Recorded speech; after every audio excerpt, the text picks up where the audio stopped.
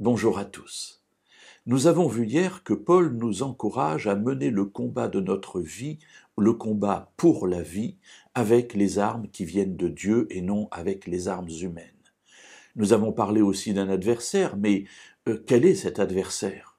Si nous ne savons pas contre qui nous combattons, nous risquons de combattre contre des moulins. Alors les adversaires sont désignés, et peut-être avant de lire le passage dans la lettre aux Éphésiens au chapitre 6 et au verset 12, peut-être nous dire que dans notre vie nous nous trompons parfois d'adversaires. Nous luttons contre les péchés. Je mens, je lutte contre le mensonge. Je vole, je lutte contre le vol. Oui, c'est quelque chose que l'on peut faire. Mais cela ne va pas à la racine du mal.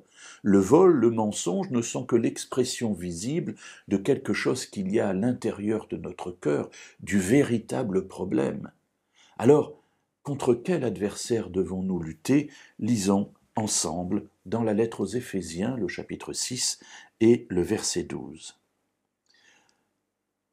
Paul nous dit, verset 11, « Revêtez-vous de toutes les armes de Dieu afin de pouvoir tenir ferme contre les manœuvres du diable, car nous n'avons pas à lutter contre la chair et le sang, mais contre les principautés, contre les pouvoirs, contre les dominateurs des ténèbres d'ici-bas, contre les esprits du mal dans les lieux célestes. » Alors voilà l'adversaire, il est nommé le diable, le diviseur, et puis il est développé dans la pensée de Paul, les principautés, les pouvoirs, les dominateurs des ténèbres, les esprits du mal dans les lieux célestes.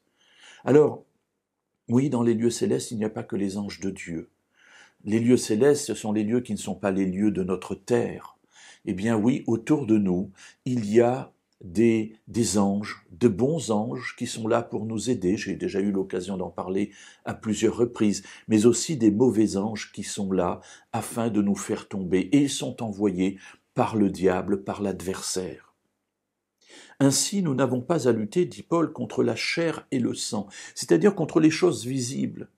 Nous ne sommes pas là pour lutter pour envahir tel ou tel pays, nous ne sommes pas là pour lutter pour avoir tel ou tel héritage parce que nous voulons cet argent. Non, mes amis, toutes ces choses, ce sont des choses de la chair et du sang, c'est-à-dire du monde terrestre, c'est-à-dire du monde pécheur.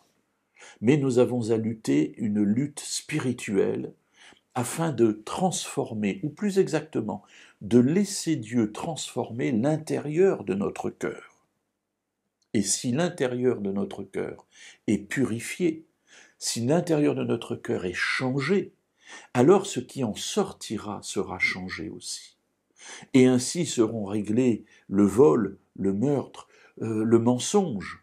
Toutes ces choses nous deviendront horribles parce que nous serons remplis de la présence de Dieu.